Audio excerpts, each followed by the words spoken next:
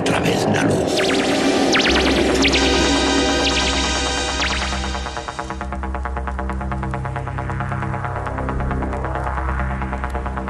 Estás entrando en el espacio en blanco.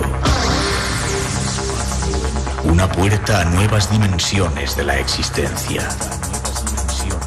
Una nueva perspectiva sobre la realidad. Espacio en blanco.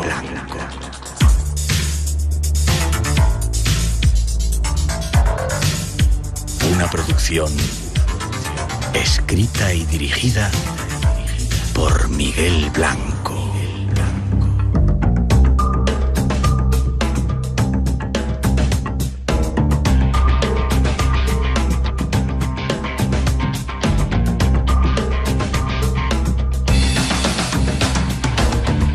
Hola, buenas madrugadas, ya llegamos en este verano caluroso y ya estamos dispuestos para acompañaros a lo largo de todo este mes para disfrutar juntos del placer de escuchar la radio.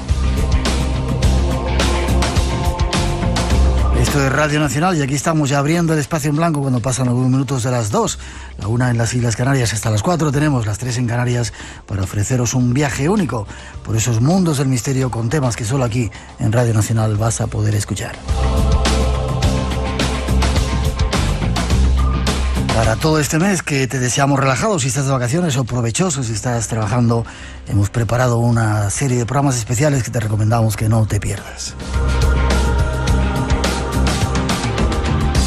Un montón de nuevos interesantes temas e invitados especiales os esperan a lo largo de las próximas semanas y solo con un deseo de que disfrutes de la compañía de la radio, la de Radio Nacional y sobre todo de que obtengamos respuestas en este mundo del misterio.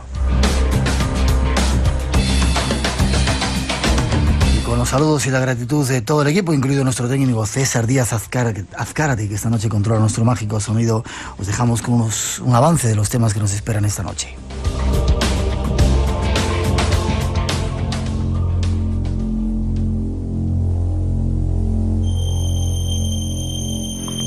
Ya tenemos todo listo. El misterio, una noche más, nos espera. Y hoy nos llevará a descubrir algunos de los mundos más siniestros que puedan existir.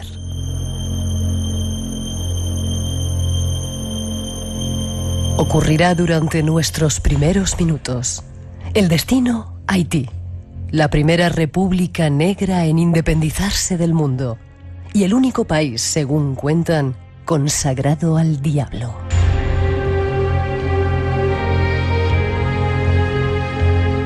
Sus montañas, bosques, ríos y ciudades esconden uno de los secretos más intensos que jamás se haya vivido: el vudú. Esta noche partimos en compañía de nuestro primer invitado a descubrirlo y será apasionante. Habrá más, un nuevo viaje hacia un lugar de reencuentro. Encuentro entre las culturas del norte y del sur. Encuentro de civilizaciones y de los seres vivos más grandes del planeta.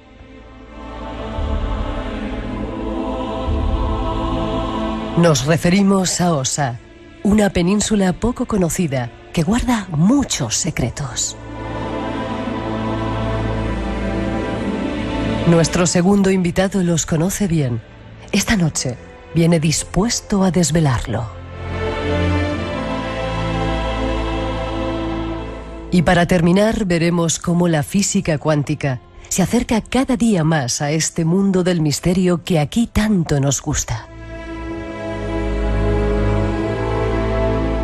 Un nuevo y apasionante viaje está ya listo. Ojalá os sirva para disfrutar de estas noches de verano en las que el misterio está más cerca de nosotros.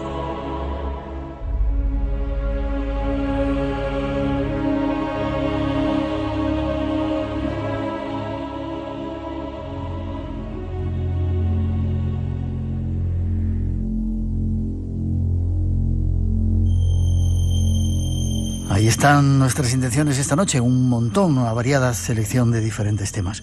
Pero sin perder más tiempo nos vamos a un país poderoso, un país donde el misterio forma parte de la vida de sus gentes.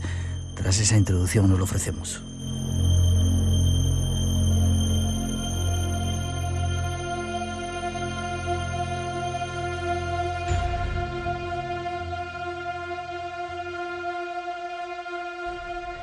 Viajamos ahora a uno de los países más pobres del mundo, un universo que cuesta comprender.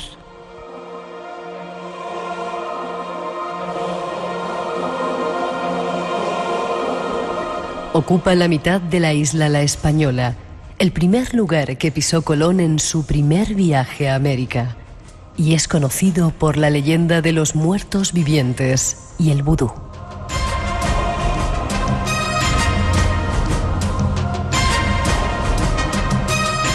Nos referimos a Haití, un lugar único, lleno de misterios y terrores que se funden con los tambores.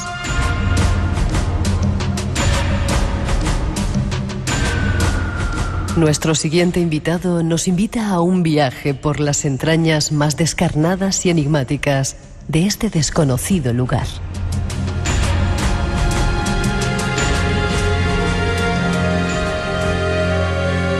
Si hay lugares en el mundo que ponen los pelos de punta, uno de ellos sin duda es Haití. Y hasta allí nos vamos con nuestro invitado, al que vamos a saludar, Luis Gabú. Buenas noches, Luis. Hola, buenas noches. ¿Cómo estás? Bien, bien. ¿Cómo estás tan loco de ir a Haití? Bueno, en aquellos momentos estaba un poco loco y en estos momentos casi es de loco estar en este país. O sea, que... Sí, la verdad que sí. Déjame que te presente. Luis Gabú, fotógrafo. Dame tu página web porque quiero que nuestros oyentes vean algunas de las impresionantísimas fotografías que tienes. Es Luis Gabú, G-A-B-U, luisgabú.com. luisgabú.com. Os recomiendo que echéis un vistacito a la página mientras estáis escuchando esto porque son increíbles. Has hecho varias series de fotografías, burdeles en Asia, cristianos puros de África, vudú. Qué diferente es la gente en el mundo, ¿verdad, Luis? Como una primera reflexión antes de irnos a Haití. Qué suerte que la gente sea tan diferente, ¿no? Que lo malo de la globalización es que nos está haciendo a todos iguales, ¿no? También es verdad. Esa es la gran desgracia. Qué suerte que la gente sea tan diferente, ¿no? También es verdad. Supongo que habrás visto en esos viajes que has hecho por el mundo cosas muy duras, ¿no? Lo de los burdeles en Asia, quizá te cite otra vez para hablar de ello, debe ser tremendo, ¿no? Esas niñas, a veces menores, ¿no? Bueno, yo, para ser sincero, no voy a armar. Yo me considero más artista que fotógrafo. Sí. En el sentido de que yo busco obras de arte, ¿no? Si tienen un carácter testimonial, mucho mejor, ¿no? Entonces trato de que tengan carácter testimonial, pero que sean obras de arte, que sean muy buenas fotografías, no apretar un botón y salir, lo que hace un fotoperiodista, ¿no? Con relación al tema de las niñas en Asia, yo en los sitios que estuve no vi niñas. Otra cosa es que si tú quieres buscar escándalo, quieres buscar una noticia fácil o quieres buscar tal, si tú coges a imagínate, en una de esas zonas estaban ex soldados de la guerra de Vietnam, que son cachalotes con 60 años o 60 y pico años ahora, que miden casi 2 metros. Si tú les haces la foto por detrás, cogido de la mano de una vietnamita, por ejemplo, es decir, claro, padece su nieta, o padece mucho más. ¿Por qué? Porque el cuerpo de una vietnamita es 1,55 m, delgadita, sin curvas, sin cuerpo, el pelo lisito, y claro, la foto la tienes, y además de apariencia parecen que tienen, incluso aunque tengan 27 o 28 años, pues parece que tienen a lo mejor 12 años, ¿no? Posiblemente lo habrá. Yo tengo que ser sincero, no puedo andar diciendo, inventando cosas. Yo no vi mucho de eso, ¿no? Ya. Bueno, pero las fotografías son impresionantes, esas de burdeles en Asia. Quizá lo dejemos para otro día, ¿vale? Sí, sí. Porque si no vas a estar aquí 3 horas en el programa. Haití, ¿por qué Haití? ¿Qué te lleva a ti a ese país y cuándo llegas la primera vez? Bueno, yo había estado bastante en Guinea-Bissau en el final de la guerra civil, en los años 90, finales de los 90, y en Gabú concretamente. Gabú era un pueblo que quedaba allí en la zona entre Guinea-Bissau y Guinea-Conakry. ¿Igual que tu apellido? Es que cojo allí el nombre artístico. Ya. Cojo allí el seudónimo. Por una cuestión de marketing, entre comillas, ¿no? Marketing, y porque allí había la guerra civil, estaba en la capital muy fuerte. Yo me desplacé a Gabú, y Gabú era como una paz, ¿no? Entonces chocaba que entre esta tensión que había en Bissau capital principalmente, ibas a Gabú, que te desplazabas, y había como más paz. Entonces me gustó el nombre, era corto, empezaba lo de internet a funcionar, empezaba lo de Google, y yo llegué a la conclusión de que con mi apellido López, Luis López. Si alguien me quería localizar por Google iba a ser imposible porque iban a aparecer miles, ¿no? Y decidí tomar como nombre artístico seudónimo Gabú, porque ahora de hecho si alguien entra en Google y pone Luis Gabú, aparezco yo exclusivamente, ¿no? Yeah. Entonces, fue una cuestión romántica, por un lado, de que cogí ese pueblo, y por otra, pues práctica, ¿no? ¿Y por qué Haití? Te preguntaba. Y porque en Gabú había mucha magia, ¿no? Había mucha magia, pero mezclada con el Islam. Era un sincretismo, a diferencia del vudú haitiano, que es sincretismo cristiano africano. Allí era más con el Islam, ¿no? Entonces, bueno, el arte africano, a mí el arte étnico africano, el tribal, siempre me gustó mucho. En todo lo que son las esculturas, como obras de arte y como algo más que puedan tener, ¿no? Entonces, Haití me parecía la África perdida, ¿no? Es decir, la más remota casi, ¿no? Porque había permanecido 200 años aislada desde la guerra de la independencia en 1804, es la primera república negra independiente del mundo, ¿no? Fuera de África, ¿no? El único país, dicen, consagrado al diablo. Pues no sé. No sé si lo sabías eso. Pero bueno, es muy extraño, es un país muy extraño, la gente es muy tensa en general, es muy tensa, ¿no? Yeah. Es decir, de hecho, comparten isla con otra zona, ¿no? Y la República Dominicana, y son totalmente distintos, muy distintos. ¿Y te llevó allí el hecho de buscar la magia? Sí, de buscar sensaciones, buscar espiritualidad, ¿no? Es decir, la magia pues parte de la espiritualidad, ¿no? Es decir, esto que nos falta ahora, que hemos cambiado espiritualidad, hemos cogido lo material y nos olvidamos de la espiritualidad, pues allí quise hacer algo sobre la espiritualidad y concretamente pues el vudú, que es lo más fuerte que tienen allí, ¿no? Ya. ¿Y qué año llegaste? Debí llegar en el 2001, creo que del 2001, 2002. Ya, ¿qué te encontraste cuando llegaste a Puerto Príncipe? Supongo que llegarías a Puerto Príncipe. Bueno, yo entré primero por el norte, por la frontera norte. ¿Cómo se llama aquella zona? Es Cabaitián. Cabaitián, sí. Entré por la frontera de Dajabón, Juana Méndez, y que era muy complicado, había que cruzar la frontera caminando, después era complicadísimo, la verdad es que en Haití era complicadísimo. Y allí después empecé avanzando. Yo fui muchas veces y sobre todo a mí lo que me interesaba eran los brujos, ¿no? Es decir, era meterme en el ritual privado del brujo, del bokor, como se llama allí. Sí. Y un poco ir conociendo ese mundo, irme haciendo amigos, porque era muy difícil que te dejaran hacer fotos la primera vez. Tenías que mantener una estrategia, ¿no? Es decir, lo conocía, volvía a los 6 meses, porque si podías estar viviendo allí, pero el estar viviendo allí te iba a complicar más, porque ibas a llegar a cansar. Sí. Es decir, mientras que si tú tardas un tiempo largo en que te vean, cuando vuelves te reciben muy bien. ¿Entiendes? Porque no has sido pesado, entre comillas, ¿no? Y tienes que también estar 3-4 días, aprovechar y marcharte, ¿no? Entonces pues, me fui metiendo, fui entrando poco a poco en distintos rituales. Cuando fui consiguiendo hacer fotos, esas fotos me sirvieron para enseñárselas a otros brujos y que me permitieran acceder. Participé en rituales, traté de incorporarme, ¿no? A las danzas, a los entre comillas trances, ¿no? A la historia yo mismo también, ¿no? Y me fui poco a poco metiendo y entrando en rituales hasta que, bueno, hice bastantes. Y hasta que ya conseguí uno, ¿no? Que fue el más potente que vi, que era con la sangre... Espera, no lo cuentas. Sí.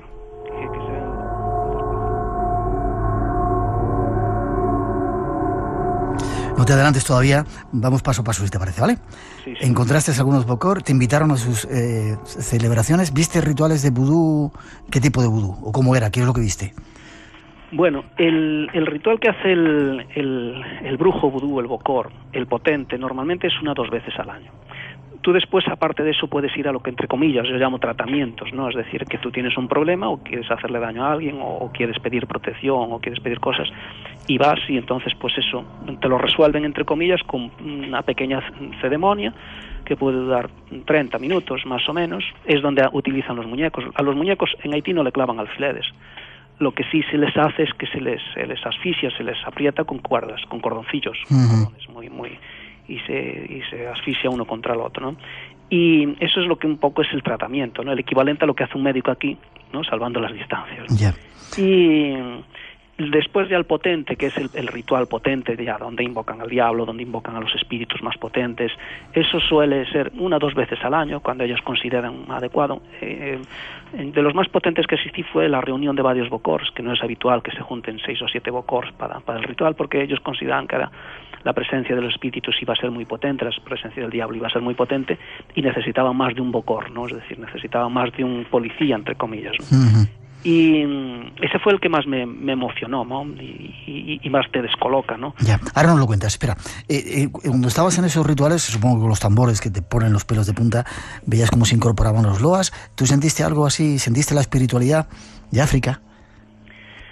Hombre, sientes una historia muy extraña. De todas formas, yo voy como, te repito, voy como artista. Entonces vas con un objetivo muy claro. Es decir, tienes que quitar de allí obras de arte, ¿no? Y tienes que fotografiar. Entonces muchas veces te abstraes de cosas, ¿no? Yeah. Es decir, tú vas a buscarte la vida allí, estar, sí tienes sensaciones, pero estás en otra historia, ¿no? Lo que sí notas es que, por ejemplo, yo al ritual más fuerte llegué agotado porque es que estaba lejos de esa zona. Me había un amigo mío que después murió en el terremoto, me había comentado de que tenía unos conocidos allí que tenían una zona de rituales muy fuertes. Me fui allí cansado, agotadísimo. Me acuerdo que justo de casualidad tuve suerte ese día, ¿no? Otras veces no, pero ese día tuve suerte que ese día por la noche había ritual. Me quedaba lejos de donde yo me estaba quedando a dormir, decidí quedarme allí. Yo llegaba a las 10 de la 11 de la mañana y estaba muy agotado. Me acuerdo que estaba muy agotado, ¿no? Y terminó el ritual y salías con una potencia. Sí. Vamos, es decir, sí te carga, ¿no? Y después ese ritmo hipnótico, ¿no? Es decir, el tambor, pum, pum, pum, pum, pum, pum, los codos, eso desde las aproximadamente 9 de la noche hasta las 5 de la mañana, hasta que amanece, más la atmósfera, más la humedad, más el sudor humano, ¿no? Y toda la energía que transmite a través del olfato, ¿no? Pero es que nos olvidamos mucho del olfato, ¿no? Es decir, una importancia muy grande en todo lo que es la espiritualidad, ¿no?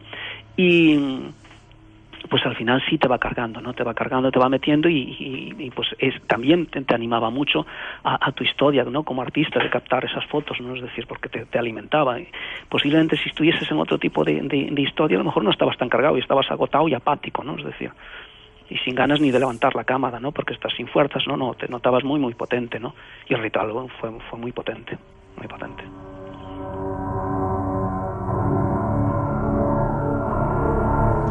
Yo antes de que me cuentes ese ritual quiero situar también un poco el país, ¿no? Es un país que vas por la calle, tú decías que era la primera república negra que se había independizado en el mundo, vas por la calle y algunos te insultan llamándote blanco, ¿verdad?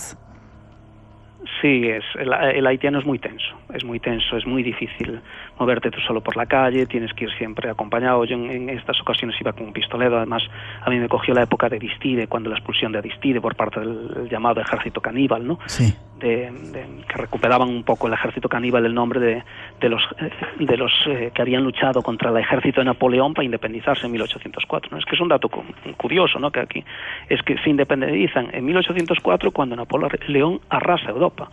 Y se independizan además gracias a la fuerza del vudú.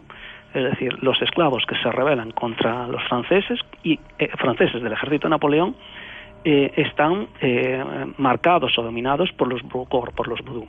Es decir, eso les da una potencia muy grande, espiritual, interior y entre comillas mágica, y es algo parecido a lo que puede pasar pues con los que se estrellaron contra las Torres Gemelas, ¿no? Es decir, contra los islamistas kamikazes, ¿no? Contra eso. Es decir, entonces fue un ejército muy, muy potente, rebelde, ¿no? Venció el ejército de Napoleón y se hace famoso el vudú desde ese momento. Ya. ¿Ejército caníbal, Luis? ¿Por qué? ¿Porque practicaban el canibalismo? No, yo imagino que cuando fue como en cualquier guerra, ¿no? Pero hace 200 y pico años, mucho más, ¿no? Yo imagino, pues bueno, cuando cogían soldados franceses o cuando del ejército de Napoleón, eso, pues bueno, les hacían de todo, ¿no? Es decir, pues entonces pues los comerían o hacían mil cosas y un poco le quedó lo del ejército caníbal, frase que no me la estoy inventando yo, frase que ha salido en el país en el 2004, cuando estoy yo allí y cuando se producen todas estas historias, ¿no? No es una frase inventada por mí, ¿no? Cuando fue la expulsión de Aristides, quien llega a Puerto Príncipe desde el norte, desde Cabo Haitiano, y a mí me coincide estar con ellos, son los rebeldes no dejan de ser, eran el ejército haitiano, que lo habían desautorizado. ¿Tú estabas con ellos? yo estaba con ellos porque, por desgracia, en su momento me metieron preso un día por culpa del macarra que llevaba al lado para protegerme, que les faltó, ¿Sí? y nos metieron a los dos.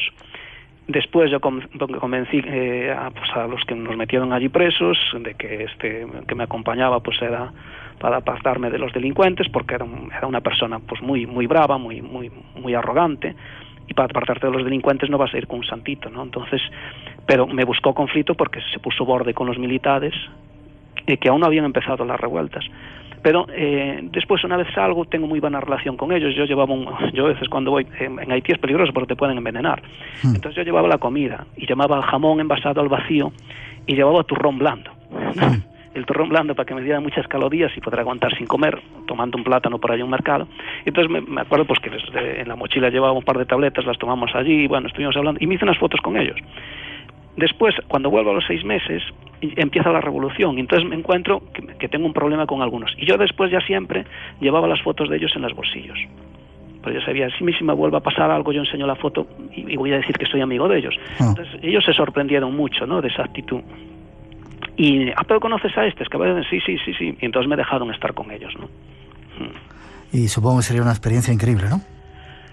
Sí, porque vivías era otra historia, ¿no? Yo cuando llegabas aquí, te contaban las historias de Haití, allí cuando fueron las revueltas, decías, yo es que no me he enterado de nada, ¿no? Porque claro, allí no hay medios de comunicación, no hay absolutamente nada, y las historias con ellos son totalmente distintas a las que después salen, a lo mejor, ¿no? Las que tú vives, ¿no? Las historias efectivamente empiezan en el norte, empiezan a rebelarse, empiezan a avanzar hacia el sur, hacia Puerto Príncipe. Aristide se protege con la policía y con los delincuentes. Es el ejército de Aristide, por decirlo de alguna forma, era la policía y los delincuentes de barrios como City Soleil, ¿no? O Las Salinas o incluso Carrefour, que son los suburbios de Puerto Príncipe, ¿no? Y quien avanzaba era el ejército que eran rebeldes, ¿no? Pues porque no lo autorizaron, hasta que ya expulsaron del poder a Aristide y Aristide tuvo que escapar, ¿no? Entonces sí fueron historias muy llamativas, muy sorprendentes, y yo en medio de todo eso, que a mí no me interesaba, porque a mí lo que me interesaba era meterme en el mundo mío de los Bokors, ir conociendo más Bokors, ir metiéndome en más rituales, y bueno, pues por el medio de esa historia pues salió esto de los rebeldes, ¿no? Ahora volvemos con los Bokor. Están viendo tus fotografías, algunos compañeros dicen que son increíbles en la página web, luisgabou.es. .com, perdón, www.luisgabou.com, echarle un vistacito y ya veréis. Si en Google ponen Luis Gabou, sale enseguida. Ya aparece rápido. Vale, 2 datos quiero dar también del país y luego entramos en los brujos. Decían que había una costumbre hablando de caníbales, de cortar los testículos a los enemigos y hacérselo comer. ¿Es cierto esto o es una leyenda urbana? Hombre, yo no lo he visto. En Haití hay muchas cosas que suceden que no has visto, ¿no? Lo que he visto sí ha sido el collar de fuego, ¿no? ¿Qué es el collar de fuego? Es otra de las preguntas que te iba a hacer. Que es el de meterle a una persona 2 neumáticos y echarle gasolina y poner a rodarlo por las calles para que vean pues los rivales las actitudes, ¿no? O cuando son vencidos. Eso se hizo mucho en la época de los Totonacuts, y yo lo vi en esta época de Aristide en un momento determinado, y solo me coincidió ver uno, pero bueno, es verdad. Es coger a una persona viva, meterle dos llantas, meterle gasolina y prenderle vivo. Claro, tú cuando le metes las 2 llantas... No se puede mover. Lo inmovilizas, ¿no? ¿Sabes? Pues las metes a presión, claro. Y una vez ahí lo tienes, eso es como un eje de un camión, ¿no? Entonces lo pones a rodar y le has echado gasolina y el hombre va rodando en las 2 ruedas, echando fuego, claro, quemado. Tremendo. Has nombrado 2 lugares para mí simbólicos, Cité Soleil y Carrefour. Qué lugares tan increíbles, ¿no? La ciudad del sol, esa Cité Soleil. Sí. ¿Conociste a las monjas que están trabajando allí, españolas? No, porque yo fui muy libre, ¿no? Es decir, no, yo además fui muy directo a lo que a mí me interesaba, entonces yo no me podía andar despistando, ¿no? Ya. Pero qué lugares, ¿eh? Sí, Cité Soleil es espectacular, ¿no? Es a mí la sensación, ¿no?, de cuando era más joven, ¿no?, de cuando la película un poco Mad Max, ¿no?, a mí me quedaba esa película de Mad Max, ¿no?, de que se destruía todo y de repente volvía a parecer todo caótico, solo que mucho más bravo esto, ¿no? Porque a mí una cosa que me llama mucho la atención es que en Haití cuando se estropea un coche, claro, no hay como aquí una grúa que se lo lleva, ¿no? El coche queda donde queda, y los coches se estropean mucho porque son todos cacharros. Entonces cada uno arranca lo que puede y lo que quedan son los esqueletos, ¿no? Entonces en Puerto Príncipe, en Cap Haitiano, sobre todo en las ciudades, la sensación es eso, ¿no? De esqueletos de cadáveres de coches, ¿no? Es decir, quedando allí, que quedan años y años allí, y esa sensación todo llena de mierda, las capas a lo mejor de porquería pues tenían pues medio metro, Es decir, y después hay la época de lluvias y la estación seca. La época de lluvias es mala porque llueve y ya te imaginas los barrizales que hay, ¿no? Todo insalubre, todo un olor pestilente, tal. Y es mala por eso, ¿no? Pero después llega la época seca y llega la otra estación y, por ejemplo, en Puerto Príncipe, en general en Haití, ¿no? Cuando hay un ciclón o algo, el viento. Entonces, ¿qué ocurre? Toda esa porquería que en la estación seca es polvo, lo que forma es unas nubes de polvo que estás metido eso, tragando polvo y tragando toda la porquería que está en el suelo, te la estás metiendo toda tú dentro, ¿no? Por esas nubes. Entonces nunca sabes qué época es mejor, ¿no? Si es la seca o la de lluvias, ¿no? La de lluvias tiene quizás el conveniente de los mosquitos, ¿no? Y de coger malaria, pero ese es la verdad es que y es una pena, ¿no? Pero bueno, y parece que está maldito, ¿no? Porque el tema del terremoto parece que, joder, que les viene todo a ellos, ¿no? Es decir, que las desgracias ya humanas y más las desgracias materiales les viene a ellos, ¿no? Y a mí lo del terremoto, un ritual vudú, después si queréis os lo cuento un poco más largo, pero comienza dándole latigazos al suelo para que el suelo se mueva y salgan los espíritus, ¿no? Y yo cuando fue lo del terremoto me quedaba con esa, ¿no? Que a mí lo de los latigazos al suelo antes de empezar el ritual y en el momento en que queman la cruz, que prenden fuego en torno a una cruz de hierro, ¿no? Para que empiecen a salir los espíritus y cogen con los látigos y empiezan a dar latigazos en el suelo, pues sí me planteaba, decía, bueno, ¿y por qué viene esta costumbre, no? A lo mejor viene que es que ya hubo terremotos mucho antes o que existen los espíritus, ¿no? Pero y salieron los espíritus de la tierra. En el terremoto hicieron mucho daño, ¿no? Mucho. Además yo coincidí de que pasé por la zona años antes, por la zona donde fue el epicentro, ¿no? La onda llega a Puerto Príncipe, pero el epicentro creo que estaba sobre 50 kilómetros al sur, y que es una zona montañosa, es muy llamativa, ¿no? Por unas montañas que caen en picado, es una zona muy llamativa, ¿no? Pues así está el tema. Y si queréis después te explico un poco cómo empieza un ritual, cómo continúa. Sí, quiero que ahora ya entramos en el tema de los bokor. Te hemos cortado un poquito, habíamos puesto música para pensar un poco de eso que estabas contando. Vamos a tu experiencia, ¿vale? ¿Cómo conociste a ese bokor que llegaste a ese lugar? ¿Qué lugar era? No sé si quieres decirlo. ¿Llegaste cansado de ese ritual? Sí, era un suburbio. ¿En Puerto Príncipe? Sí. Ya. Te invitan, tienes la suerte de poder entrar dentro de esos rituales. Y yo voy a visitar a unas personas allí para conocerlos, ¿no? Porque siempre tienes que conocer, y había visitado a muchos y no te sale el ritual cuando tú quieres, ¿no? De hecho, unas veces tenías que esperar 6 meses, calcular cuando te decían ellos más o menos, o 5, y volver, ¿no? Tuve la suerte de que justo ese día, la mucha suerte, ¿no? De que justo ese día hubiese el ritual, y además el más potente que vi, ¿no? Y allí ya... Se celebraba en un foro, Luis, en una foro, para nuestros oyentes, es una iglesia de vudú, ¿no? Para los haitianos. Sí, todos los rituales de los brujos, cada brujo tiene, por decirlo de alguna forma, su templo, ¿no? El templo de un bokor normalmente es una casa, una chabola grande, una casa, y con un dibujo en el centro. Una de la iconografía que más usan los bokors es la de Santiago Matamoros. De hecho, uno de los proyectos míos era sobre Santiago Matamoros. Después te explica de él por qué del Santiago Matamoros en el vudú, ¿no? Y que es el caballo de Santiago en el caballo blanco, y las cabezas de los modos en el suelo, y él con la espata levantada, ¿no? Y a los lados, en una puerta a la izquierda de esa iconografía, una puerta de espíritus, y a la otra puerta de espíritus, ¿no? Entonces, delante de eso hay un espacio, un terreno, y es donde se celebran los rituales, ¿no? ¿Y cómo fue el que tuviste? ¿Qué ocurrió? Cuéntanos un poco, ahora nos metemos en él si quieres. Todos los rituales más o menos son similares. La diferencia está en la potencia, ¿no? La potencia que te transmite a ti ese ritual, ¿no? Es decir, el ritual normalmente empieza, hay una cruz, todos los brujos en el espacio, en el terreno que tienen una cruz de hierro clavada al suelo. En torno a esa cruz, en la cruz esa se le prende fuego. En torno a la cruz hay unos dibujos, la simbología vudú de los espíritus. Hay ron, hay perfume. Entonces se empieza tomando el ron y escupiendo en el ambiente para que se perfume el ambiente con el aroma del ron. Empiezan a darse latigazos al suelo mientras está ardiendo. La cruz no arde porque es de hierro, pero bueno, está inundada por fuego, ¿no? Y después, eso es el comienzo, ¿no? en todo el tiempo están siempre los tambodes y codos, pum pum pum pum pum pum pum pum pum, el ritmo hipnótico, ¿no? El ritmo hipnótico y los codos. Entonces, una vez va avanzando, esto dura sobre 3, 4, 5 horas, depende. Empiezan las danzas, empiezan a danzar, danzas más o menos, pues eso, muy danza, no trance, ¿no? Una vez que van finalizando, eso va progresivamente, empiezan los trances. Entra una persona, entra un señor, entra un niño, pues la gente coincide, empieza a entrar en trances, unos más fuertes, unos más débiles, unos más sorprendentes, otros menos, ¿no? Porque pues ves a veces a ancianas muy mayores que casi les cuesta trabajo moverse y en el momento del trance dices, pues que es inexplicable, ¿no? Es decir, cómo esta mujer se puede poner con esa tensión y con esos movimientos que a una persona de 18 años les costaría trabajo hacerlos, ¿no? Es decir, en ese momento están poseídos por los loas, por los espíritus. Una vez finalizan los trances, es el sacrificio. El sacrificio va a depender, puede ser una cabra o puede ser, en este caso el muy fuerte, como era un ritual muy muy potente, era un buey muy grande.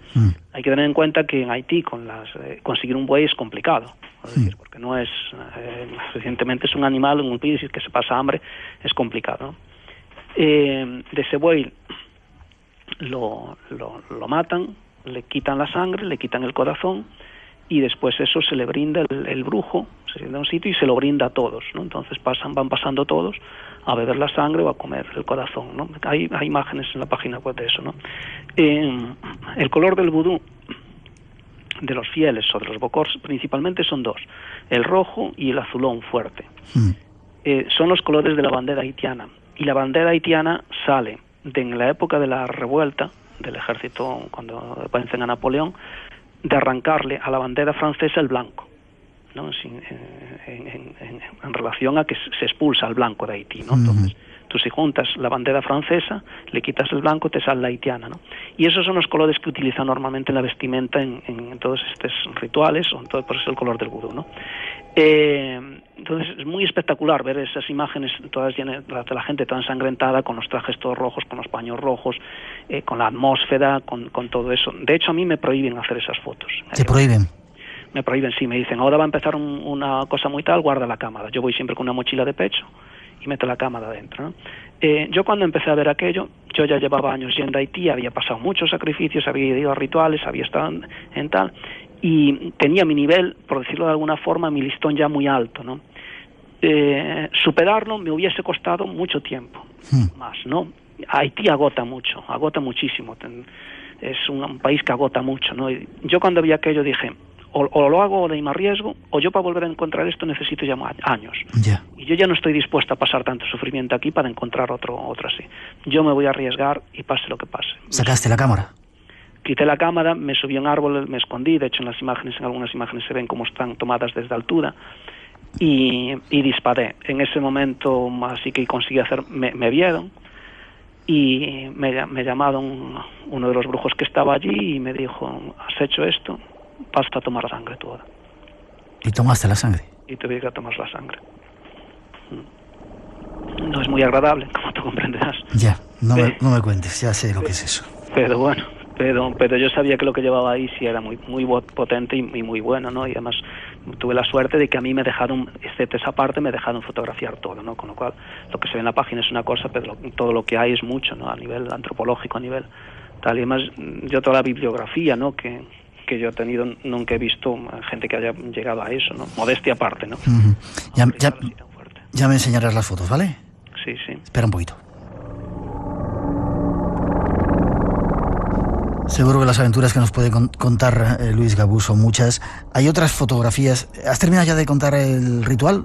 ¿Cómo terminó? Y después, una vez que toman la sangre, ya la gente está muy extasiada, está muy tal, y ya poco a poco ya es muy tarde, ya a lo mejor cuando empezó a lo mejor a las 9 de la noche concretamente, ¿no? Y terminó pues a las 4 de la mañana, ¿no? Es decir, han sido 7 horas con una intensidad brutal, ¿no? Es que se dice muy rápido 7 horas, Y saliste, llevabas ya tu tesoro contigo, esas fotografías, y no te hicieron nada los bokor, los brujos.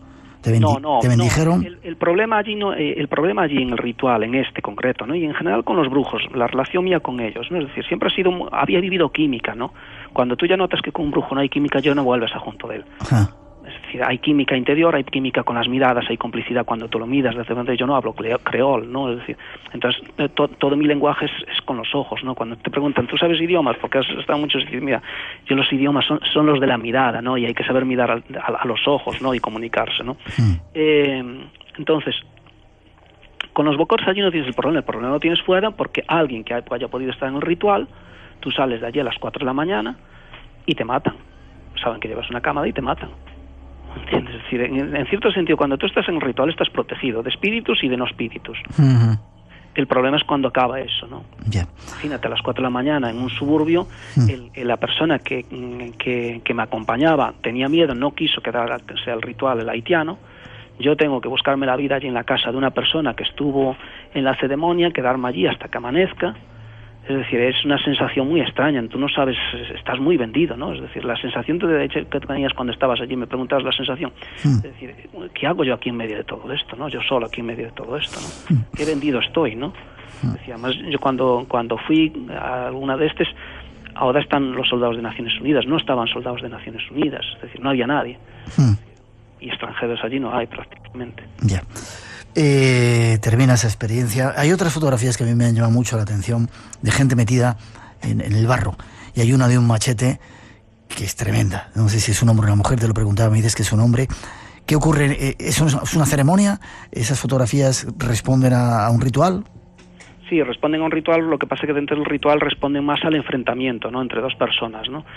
Y no es que sea un sacrificio de un ritual, ¿no? Responden a un enfrentamiento. En Haití los enfrentamientos son normales, porque siempre andan pues peleándose o siempre andan tal, y ahí sí creó mucha tensión, yo no sé exactamente cómo surgió, ni sé cómo quedó, porque yo en el momento que tomé las fotografías tienes que ser muy rápido de reflejos, ¿no? Y en el momento que se produce eso, ya se forma una confusión, ya te empujan, a mí me intentan quitar la cámara, y ya el que me acompaña tiene que enfrentarse, y ya nos escapamos corriendo de allí, ¿no? Yo imagino que un machetazo se lo dio, pero ya te digo, no recuerdo nada, pero cuando estás esto es todo muy rápido, ¿no? Cuando hay un incidente es todo a una velocidad brutal, ¿no? Entonces tú estás mirando detrás de un objetivo, ¿no? Entonces no te das cuenta, sí que bajas la cámara, no te das cuenta ya de lo que sucede, porque va todo muy rápido, ¿no? Ya, la imagen es tremenda, de pavor, de brutalidad.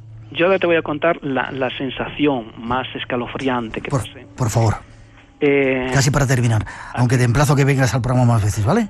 Muy bien. ¿Estás cómodo? ¿Has estado cómodo? Sí, muy cómodo. Vale, pues quiero que vengas más veces a disfrutar de estas aventuras. Pues te comento, ¿no? Y ahora hablando un poco de la magia, del vudú, de lo que tiene de magia o de tal. Es decir, yo en estos momentos, si la conversación que tengo contigo, si sucede hace 200 años, tú serías un brujo. Porque alguien que es capaz de hablar desde un sitio y su voz oírse desde un aparatito a cientos de kilómetros, es un brujo. Yeah. Una televisión hace 200 años sería un objeto de brujería, y más en la Inquisición. Es decir, sería para matarlo, ¿no? Sí, entonces todo lo que ahora es espiritualidad o magia o brujería o vudú, y ahora no tiene una explicación científica, posiblemente dentro de 2000 años se estén riendo de nosotros y tenga una explicación científica. Pues una explicación puede ser que tú tengas una capacidad de intuición muy grande, y eso te permita pues adivinar cosas que puedan suceder en un futuro, ¿no? A mí lo que me sucede así un poco más tarde, además fue justo después de los rituales. A mí esa ceremonia duraba 2 días. El primer día, que fue esta fuerte, que fue cuando se tomaba la sangre para alimentar al diablo que tú tenías dentro, para que no te comiera a ti las entrañas, ¿no? Es decir, y el corazón y todo eso. Entonces te decían, tú vas a tener los espíritus van a estar 3 días. El primero es el día del fuerte, cuando se calma el diablo. El segundo es un día de celebración, porque se ha vencido al diablo, ya no te va a comer las entrañas, y entonces era todo de bailes, no hubo así celebración o ritual, ni trances, ni nada. Y el tercero te va a suceder algo extraño en algún sitio, en los próximos días. ¿Y te sucedió? Y entonces, sí, yo estaba durmiendo, estaba en Puerto Príncipe, capital. ¿Estabas en algún hotel o vivías en casa de gente? No, en casa de unos haitianos, que uno tenía una academia allí de idiomas. Y, hay que echarle valor, ¿eh, Luis? Sí, hombre, se supone que era gente un poco tal, pero bueno, sí, vivías en una zona, pues, no era el suburbio de City Soleil, pero era una zona tal, ¿no? Y sí, se te ponían los pelos ir a dormir allí, ¿no? Pero bueno. Y entonces me quedaba en la casa de él. Era cuando ya habían expulsado a Aristide del gobierno. Lo que pasa que estaba habiendo enfrentamientos y estaba habiendo tal. Entonces, pues yo me marchaba para otra ciudad al día siguiente y me voy a dormir. Y estás durmiendo y quizás una de las cosas que más me sorprendió, ¿no? Que siempre le tenías miedo a dormir, ¿no? Cuando en Haití lo peor es dormir, porque nunca sabes si te pueden despertar en un asalto, si te puede pasar algo. Entonces, estás durmiendo tranquilo a las 2, 3 de la mañana y de repente de la casa de al lado oigo.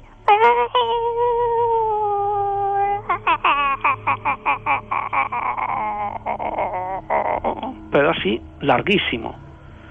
Entonces, tú en ese momento te despiertas, que dices, estoy soñando, no estoy soñando, ¿esto qué es? No, es decir, y la sensación es de quererte escapar corriendo, es decir, dejar aquello y olvidarte, es decir, de muy extraño, ¿no? Y justo del otro lado de la casa, en la otra zona, se oyen un montón de disparos. Y al día siguiente le pregunto a la gente de la casa, oye, lo de los gritos, y nadie me contesta. Y le digo, y me dice, no, hubo disparos en el otro lado, mataron a 3 personas. Y dije yo, sí, pero antes hubo unos gritos. Y nadie me quería responder a eso. ¿Nunca supiste qué fue? Nunca supe qué fue. La sensación que tenías es porque esa persona, esa mujer, en teoría, fue un grito así, en el momento. Fue un grito extraño, es decir, como si estuviese ella durmiendo y de repente pudiera intuir que iba a haber muerte, ¿no? Pues 2 o 3 minutos después, porque además los disparos después de que ella son 2 o 3 minutos y de otra zona opuesta, ¿no? Es decir, es quizás esa capacidad de poder intuir, ¿no? Intuir que va a pasar algo malo, ¿no? Y a lo mejor pues reaccionar de esa forma, ¿no? Es decir, eso posiblemente dentro de 2, 3 mil años tenga una explicación científica, ¿no? Es decir, una onda de radio, una emisora de radio, no dejan de ser espíritus, es decir, las palabras llegan por el aire, ¿no? Es decir, pues posiblemente haya el cerebro, dicen que está muy poco desarrollado, ¿no? Es decir, la potencia del cerebro, ¿no? Es decir, que ha habido un desarrollo, entre comillas, tecnológico que nos parece actual muy avanzado, pero el cerebro seguimos pensando casi como hace pues 2000 años, ¿no? Es decir, ha avanzado muy poco la potencia del cerebro y posiblemente el cerebro tenga partes en que sea capaz de predecir el mal o de predecir algo bueno o malo, ¿no? Es decir, posiblemente en gente como los haitianos, que no están tan globalizados ni están tan mecanizados como nosotros, porque cada vez nosotros a las multinacionales principalmente, ¿no? Para que consumamos productos, les interesa que seamos más iguales y les interesa que perdamos la capacidad de intuición, es decir, y les interesa, bueno, eso, que perdamos muchas cosas. Igual que dentro de 200 años se calcula que perderemos prácticamente todo el olfato, porque no es necesario para vivir, ¿no? La intuición en territorios como Haití es necesaria para vivir, porque nada es previsible. Entonces, esa capacidad de intuición te va a permitir adelantarte a acontecimientos, ¿no? Y a lo mejor lo tienen mucho más desarrollado con nosotros y son capaces de predecir cosas que aquí es imposible por esta mecanización, ¿no?, a la que estamos sometidos.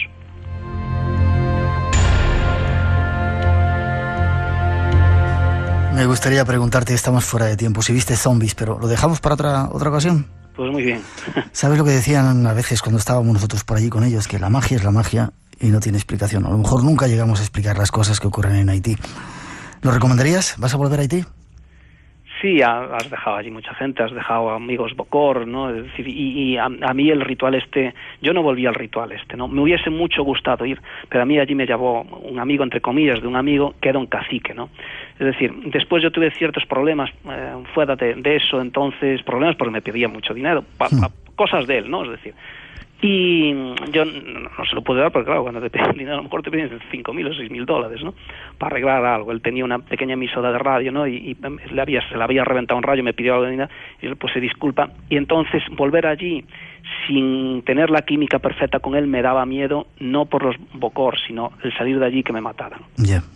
Pero yo quedé muy enganchado a ese ritual, ¿no? A mí me dio una fuerza brutal, me engancha, ¿no? Y yo a veces veo todas las fotografías que tengo, ¿no?, de ese momento y de ese ritual, y la verdad es que engancha, ¿no? Y quizás es eso, que nos han metido mucho en lo material y lo espiritual se está abandonando, ¿no? Y lo espiritual es muy necesario para vivir. Yeah. Luis Gabú estuvo con nosotros esta noche contándonos algunas aventuras de Haití. Página web de nuevo para que nuestros oyentes la vean, repítela. luisgabú.com. www.luisgabú.com. Gracias, Luis. Seguiremos viajando contigo, no a Haití. Yo no quiero volver a Haití más, pero seguiremos viajando contigo, ¿vale? Muy bien. Fuerte abrazo. Suerte y mucha espiritualidad para todos. Sí, señor. Gracias. Bueno, fuerte abrazo. Igualmente. Hasta luego. Hasta luego. Nunca se sabe quién está al otro lado. Espacio en Blanco. Tu cita con el misterio. En Radio Nacional. Con Miguel Blanco. Hola, soy José Medrado y mando un saludo a los radio oyentes del Espacio en Blanco de la Radio Nacional de España.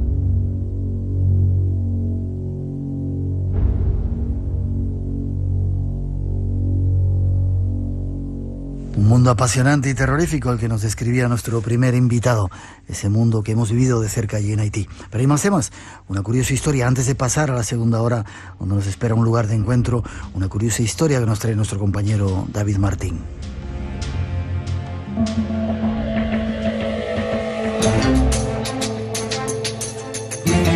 La utilización de monedas alternativas no es algo nuevo, pero en las últimas semanas un extraño término ha ganado relevancia en medios de comunicación de todo tipo. Imaginad por un momento una moneda que no se pueda tocar, que no esté regulada por ningún organismo, que haya sido diseñada por un misterioso personaje u organización anónimos y que llegue a mover el equivalente a 2.300 millones de euros. Básicamente imaginad que todo lo que prometen los anuncios de los bancos se llevase a la práctica sin letra pequeña. Podría parecer casi un argumento de ciencia ficción, pero es real. Hoy vamos a descubrir todas las luces y sombras de la que es ya la moneda de Internet. Su nombre, el Bitcoin.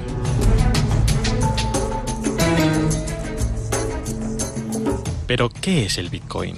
Para responder a esta pregunta, lo mejor es acudir directamente a la fuente. ¿Qué es Bitcoin? Bitcoin es la primera moneda digital descentralizada. Los Bitcoins son monedas digitales que puedes enviar a través de Internet. Comparados con otras alternativas, Bitcoin tiene muchas ventajas. Los Bitcoins son transferidos directamente de una persona a otra, a través de la red, sin pasar por un banco u otro intermediario. Esto significa que las comisiones son mucho menores. Puedes usarlo en cualquier país y no hay prerequisitos o límites arbitrarios. Las noticias referentes a esta extraña divisa nos sorprendían a principios del mes de abril, cuando conocíamos que el valor de un Bitcoin superaba los 200 euros. Esto ocurría la primera semana, pero el día 10, según dicen como consecuencia de la crisis en Chipre, la cotización de Bitcoin caía hasta los 80 euros. ¿Cómo una moneda virtual, sin garantías, llega a alcanzar estas cotas? Pues bien, en el año 2009, un tal Satoshi Nakamoto diseñó el protocolo Bitcoin. Sobre este personaje, lo único que se sabe con certeza es que utiliza un seudónimo, pero nadie puede verificar si se trata de una persona, un grupo de personas o una empresa. No existen datos y sus apariciones públicas se han reducido a contados mensajes enviados a través de foros que han manejado el tema de Bitcoin. Su filosofía, eso sí, ha quedado clara desde el principio: inventar un sistema monetario descentralizado, anónimo y seguro, independiente de gobiernos, bancos o empresas de procesamiento de pagos, y que esté cifrada y circule globalmente a través de redes peer-to-peer.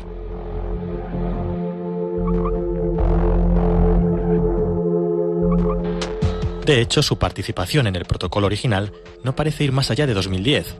Tras esto se perdió su pista, hasta abril de 2011, cuando declaró que había decidido pasar a hacer otras cosas. Su identidad real, a día de hoy, sigue siendo un enigma.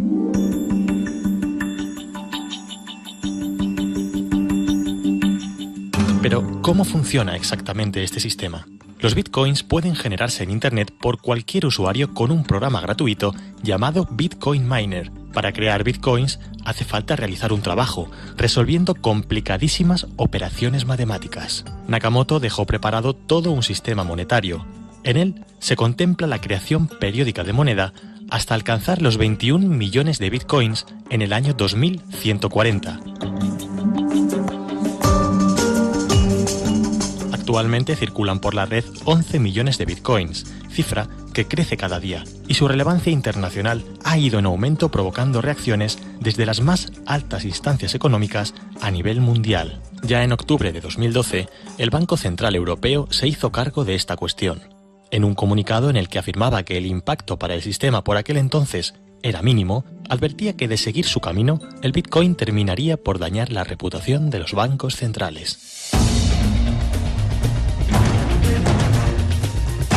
El nulo control sobre las transacciones con esta moneda ha servido de caldo de cultivo para ataques cibernéticos de todo tipo. Concretamente, la semana pasada, un grupo de hackers subió un mensaje a un foro informando de que Mt. Gox, la empresa que gestiona el 70% del mercado de bitcoins, comenzaría a trabajar con la alternativa a esta moneda, los llamados Litecoins.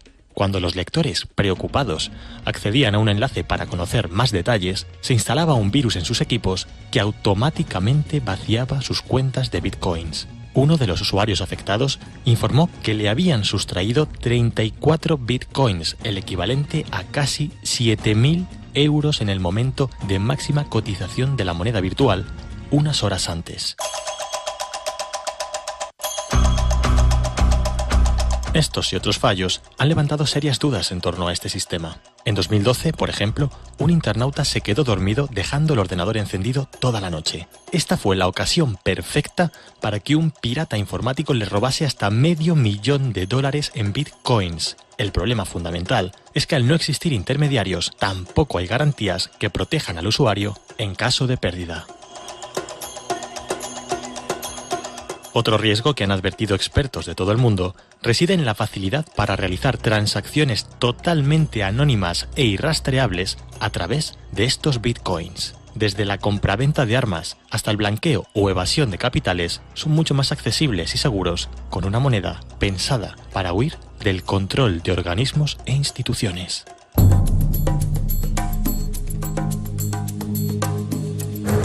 ¿Es, por lo tanto, el Bitcoin el futuro de la economía?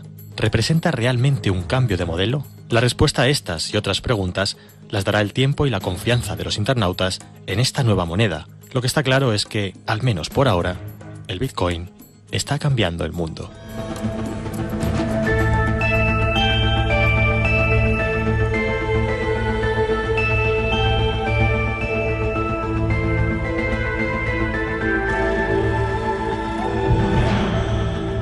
Se acercan las 3, las 2 en las Islas Canarias. Tenemos que hacer una pausa para las noticias. Enseguida regresamos. Tenemos aún muchos temas. Nos iremos hasta uno de los lugares más increíbles que hemos conocido en los últimos tiempos, la península de Osa, un lugar pura vida y lleno de misterios. Y además, seguiremos con algo de ciencia cada día más cercana a estos mundos que aquí nos gustan. No te vayas, te necesitamos todavía durante una hora para seguir llenando este espacio en blanco aquí en Radio Nacional y será un placer hacerlo juntos. Por si quieres ponerte en contacto, ya sabes, el email espacioenblanco@rtve.es y nuestro muro de Facebook, buscar por ahí al Espacio en Blanco y los seguidores del Espacio en Blanco y seréis bienvenidos. Enseguida regresamos, no te vayas.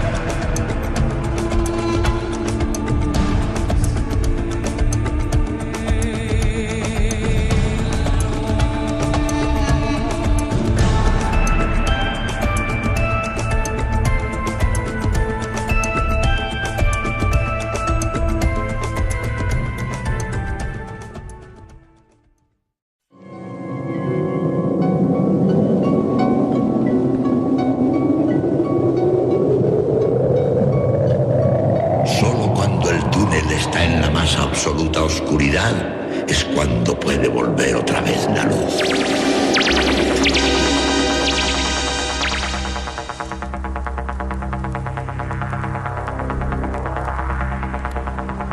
Estás entrando en el espacio en blanco.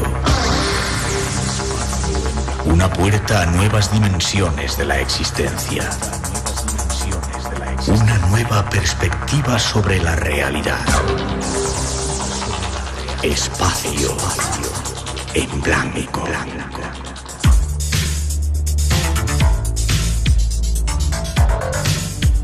Una producción escrita y dirigida por Miguel Blanco.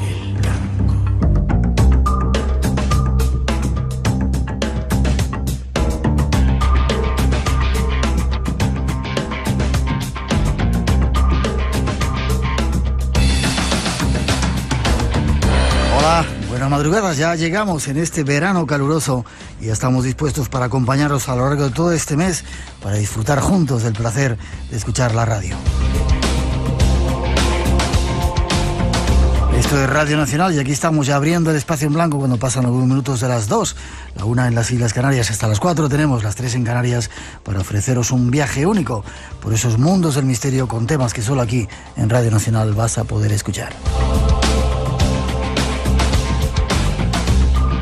Para todo este mes que te deseamos relajado si estás de vacaciones o provechoso si estás trabajando, hemos preparado una serie de programas especiales que te recomendamos que no te pierdas. Un montón de nuevos interesantes temas e invitados especiales os esperan a lo largo de las próximas semanas y solo con un deseo de que disfrutes de la compañía de la radio, la de Radio Nacional y sobre todo de que obtengamos respuestas en este mundo del misterio. Con los saludos y la gratitud de todo el equipo, incluido nuestro técnico César Díaz Azcárate, que esta noche controla nuestro mágico sonido, os dejamos con un avance de los temas que nos esperan esta noche.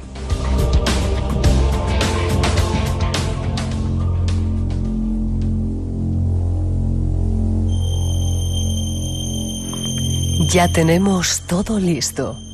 El misterio, una noche más, nos espera. Y hoy nos llevará a descubrir algunos de los mundos más siniestros que puedan existir.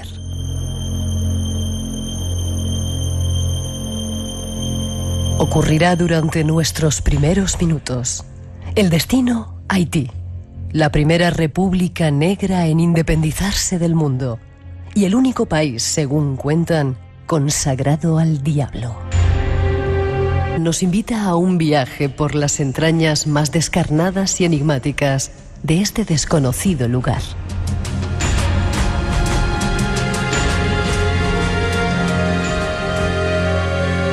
Si hay lugares en el mundo que ponen los pelos de punta, uno de ellos sin duda es Haití. Y hasta allí nos vamos con nuestro invitado, al que vamos a saludar, Luis Gabú. Buenas noches, Luis. Hola, buenas noches. ¿Cómo estás? Bien, bien. ¿Cómo estás tan loco de ir a Haití?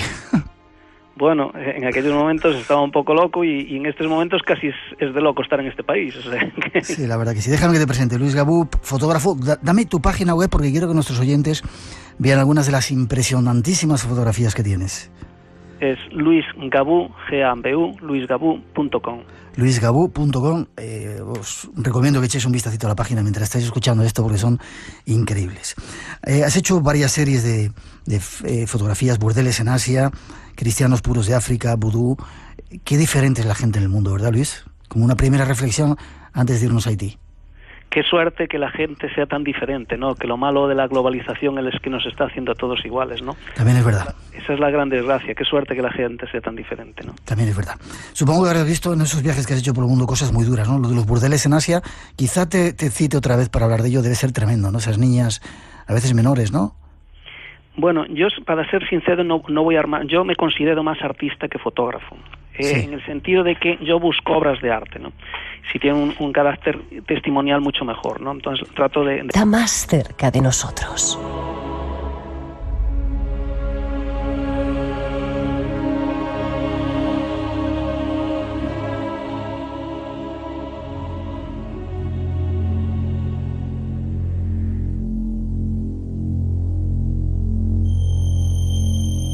Ahí están nuestras intenciones esta noche, un montón, una variada selección de diferentes temas. Pero sin perder más tiempo nos vamos a un país poderoso, un país donde el misterio forma parte de la vida de sus gentes. Tras esa introducción nos lo ofrecemos.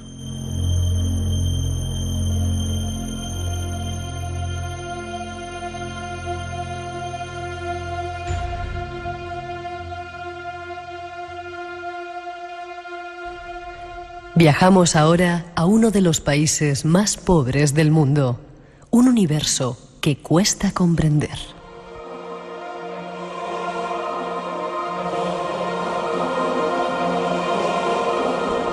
Ocupa la mitad de la isla La Española, el primer lugar que pisó Colón en su primer viaje a América, y es conocido por la leyenda de los muertos vivientes y el vudú.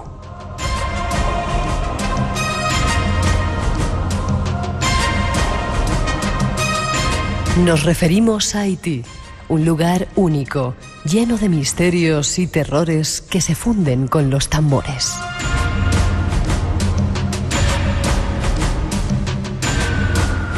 Nuestro siguiente invitado... Sus montañas, bosques, ríos y ciudades esconden uno de los secretos más intensos que jamás se haya vivido: el vudú. Esta noche partimos en compañía de nuestro primer invitado a descubrirlo, y será apasionante. Habrá más, un nuevo viaje hacia un lugar de reencuentro. Encuentro entre las culturas del norte y del sur.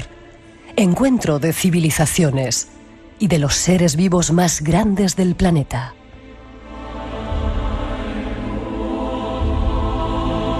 Nos referimos a Osa, una península poco conocida que guarda muchos secretos.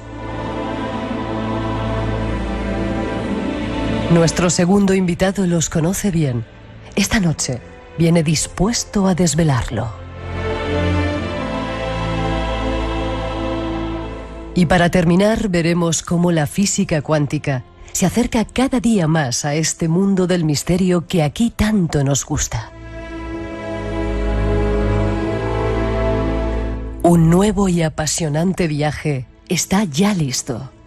Ojalá os sirva para disfrutar de estas noches de verano en las que el misterio